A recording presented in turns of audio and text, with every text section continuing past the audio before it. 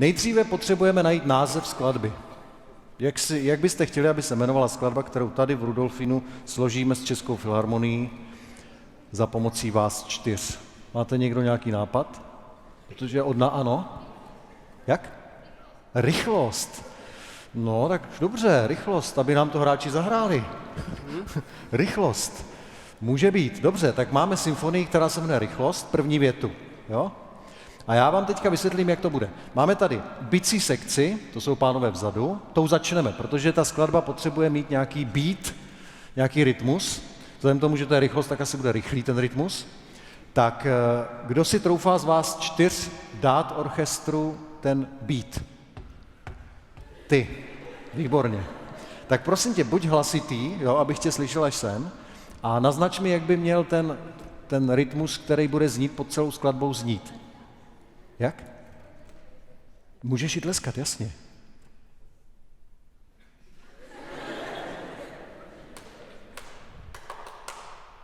Dobře, to znamená, že tam máme. Takhle to bylo?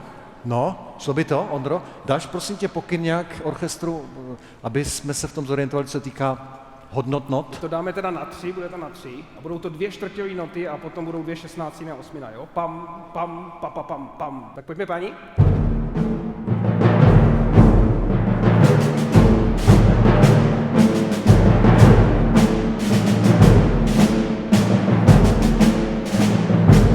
Dobře, hoši, ano, může být, tak to může být, určitě. Ano, výborně. Takže teďka nastává sekce basů, což jsou kontrabasy a čela. Jo? To bude taková ta linka v basech, která to tam bude tvrdit společně s bicíma. Kdo si troufá na ty basy? Ano, ty? Výborně.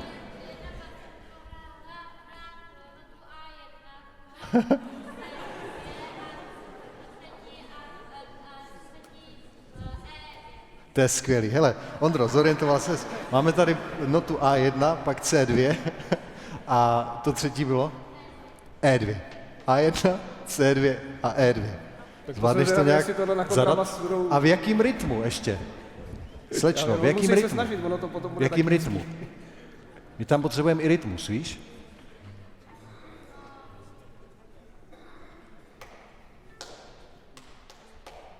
Aha. Půjde nám to s těma bicíma, že my tam máme tu, to je bicí, že? Výborně. Tak nám to prostě zahrajte na ty 4, aby jsme věděli, co tam máme dát za basy. 3, 4.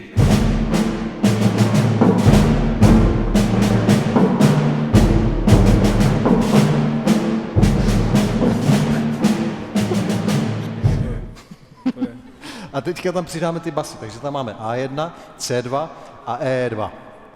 A v basech teda bychom dali ať si to moc nekomplikujeme, ne? Trošku rychleji. Jo, každá čtvrtá doba, každá první doba. To znamená čtvrťový, ne? To bude už, jo? A dáme to teda v těchto tónech. Ale jak bys to rozdělil? Máme tam teda A-moll. Tak my dáme 2x to Ačko, pak dáme C jednou a jednou Ečko. Jo, 2x Ačko. Ano? 2x Ačko teda, ale jo. Takže 3 A. Je to, co jste... To je perfektní. A teď ještě čela, kdyby k tomu šli. Tak my to dáme ještě s čelama, jo? V podstatě unizónu. S čelama 3, 4.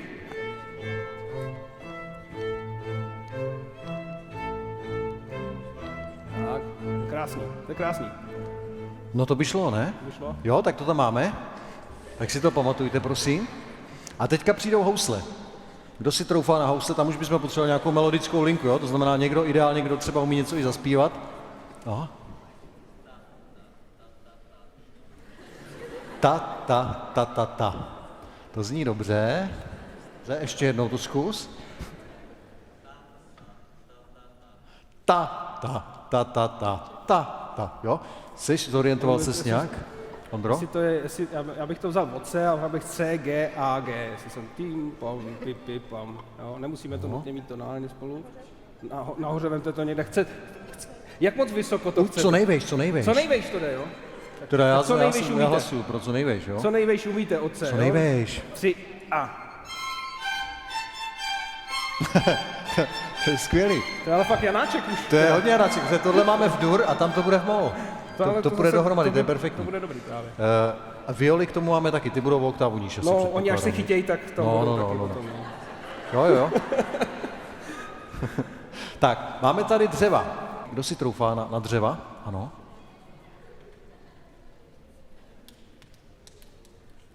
Ježíš, ty jsi milá. Ty to tleskáš. Na první. Na první je stečko a tu druhá je normální. To znamená, no ještě jednou ty.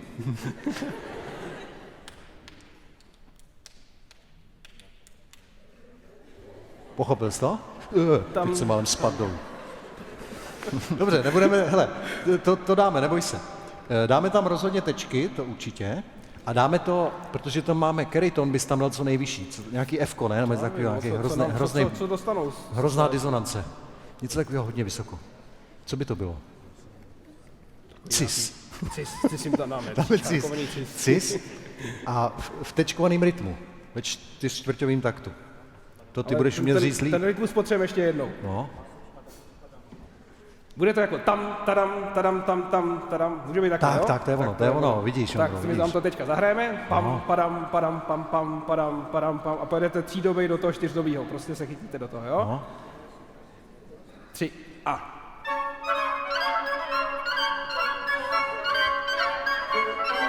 Je to ono? No tak, řekni si.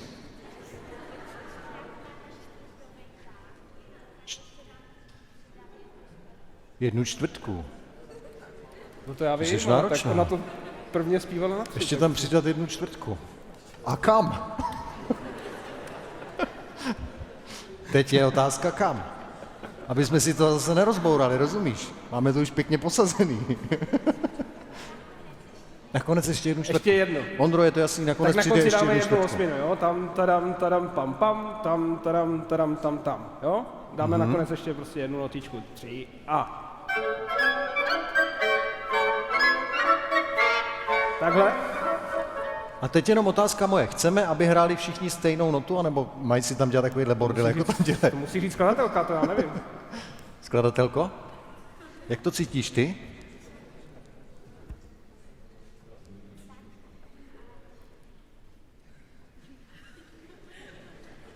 Jde o to, jestli to máme nějak učesat lehce, anebo to chceš takhle moderně. Moderně znamená, že nám to moc neladí, ale to vůbec nevadí.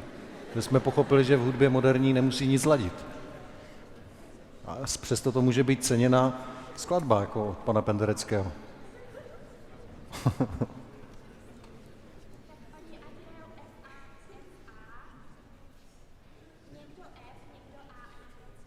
Aha, Tak takže do toho dáme F-dur, budeme to hrát v F-dur zkrátka. Jo, budeme to hrát v F-dur, každý si vyberte nějaký z těch 3 tónů F-dur. Ano? Takže někdo hraje F, někdo hraje A, někdo hraje C. C, jo, C. Chce to slečna tonální. Ano, C. No. Tak a pojďme na ty další nástroje. No ještě si to zahrajeme, ne? No a myslím, že to už teďka, no pojďte. Jo, určitě. Oni to dají, nebo jo? To o tom nepochybuju. 3 a.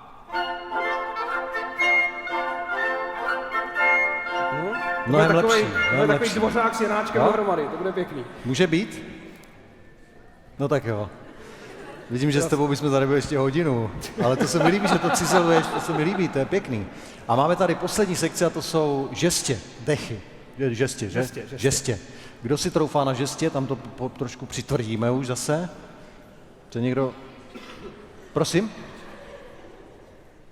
Kamarádka ukazuje na kamarádku, která se nechce hlásit. Zajímavá situace. Někdo? Pokud ne, tak to tam přidám sám. Ano? Spíš to zaspívej to. Umíš to zaspívat? Tak někdo jiný bude to umět zaspívat? Ty, ano?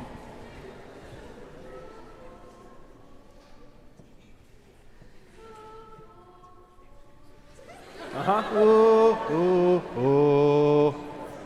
Jestli to můžeme tak A, F, D teda.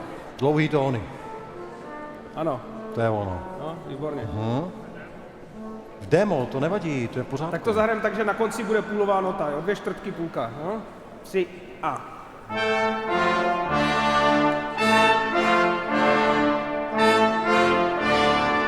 To zní dobře, to zní velmi dobře. To zní dobře. Takže, myslím, že to máme připravený.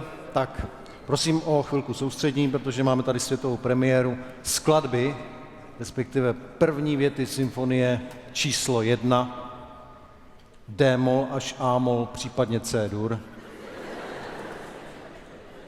s názvem Rychlost. Skladatelé jsou slečna, chlapec, muž, chlapec, jinoch a samozřejmě Česká filharmonie plus Ondřej Vrabec. A prosím tedy pěkně postupně, aby se nám ty party přidávaly, ať si to Takže my vychutnáme. vezmeme nejdřív bicí, jo? A postupně to navrstvíme, tu skladbu, pojďme si to aby jsme užít. si to vychutnali. 1, 2, 3, 4.